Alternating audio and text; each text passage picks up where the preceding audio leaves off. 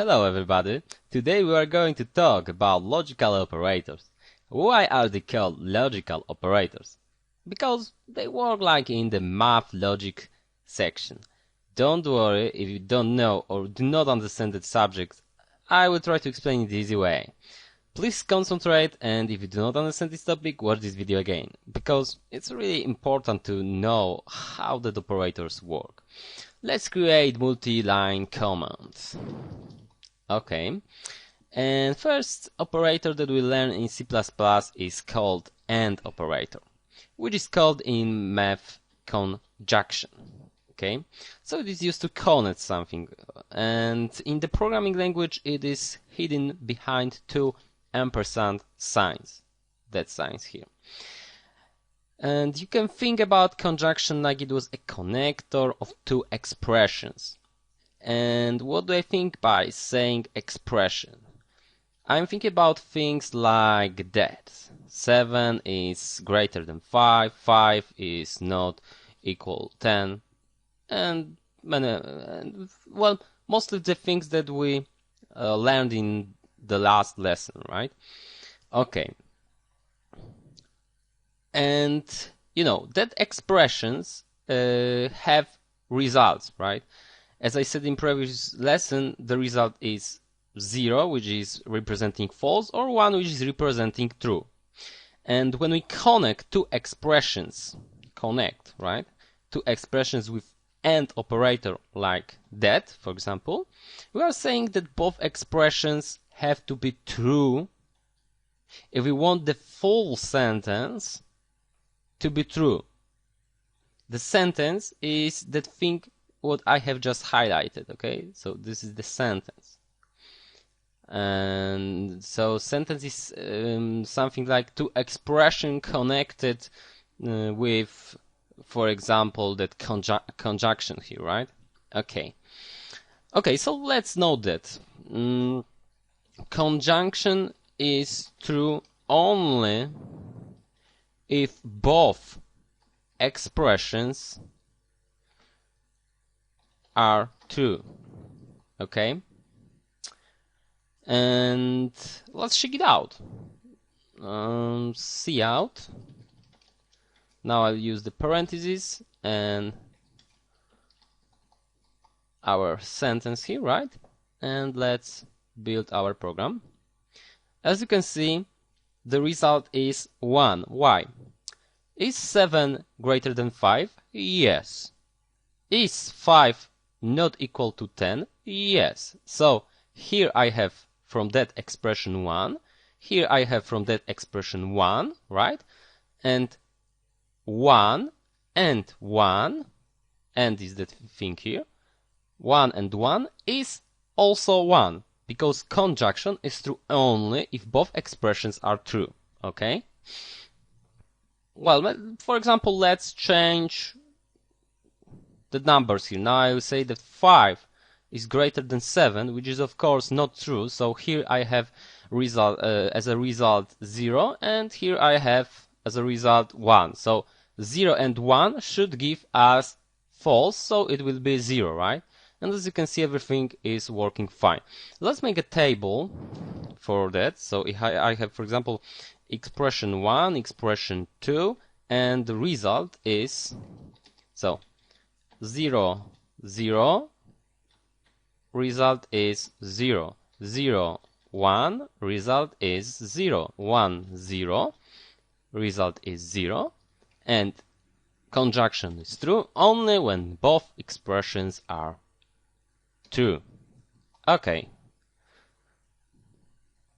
Now let's talk about logical OR operator. OR.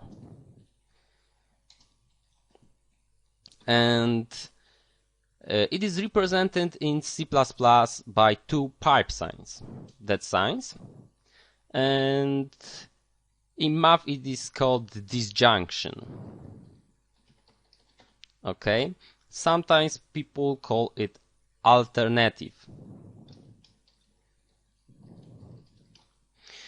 Okay, and disjunction is working like that. Let's make a table.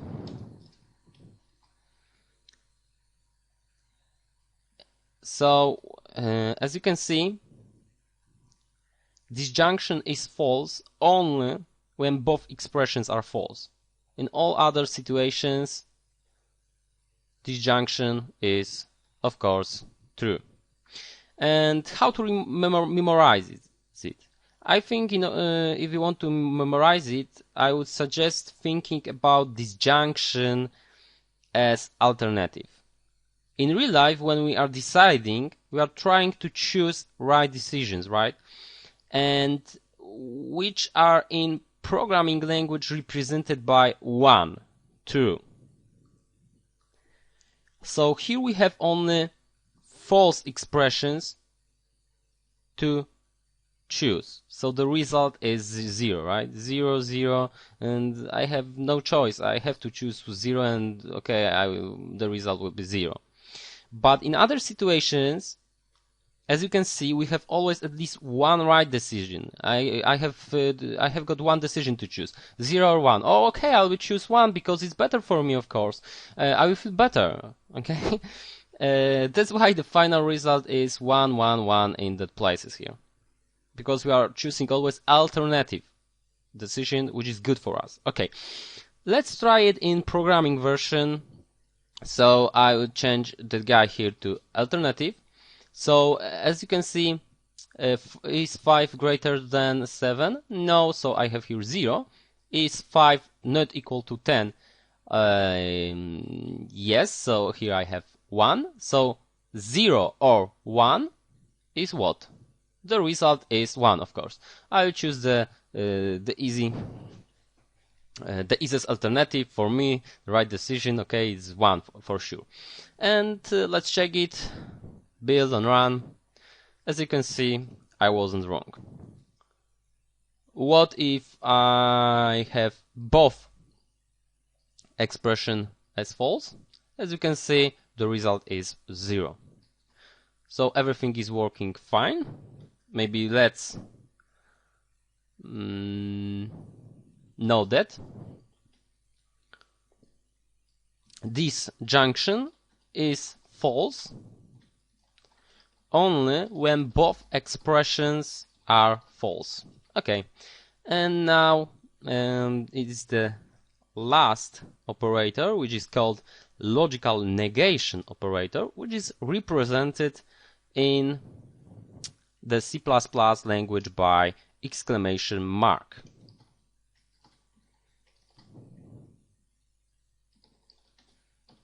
Okay, and it is just changing 0 to 1 or 1 to 0. So if I have, for example, that thing, the result will be 1. If I have something like that, the result will be 0. So here our result is right now 1. If I want to if I use that exclamation mark here, it should be, as you can see now, 0. So 1 was changed to 0. So we can understand that exclamation mark as our word no, right? It's no, not. It's not something. Okay. Probably this topic might be confusing for you, and you might be thinking like, how is it important for programming, right?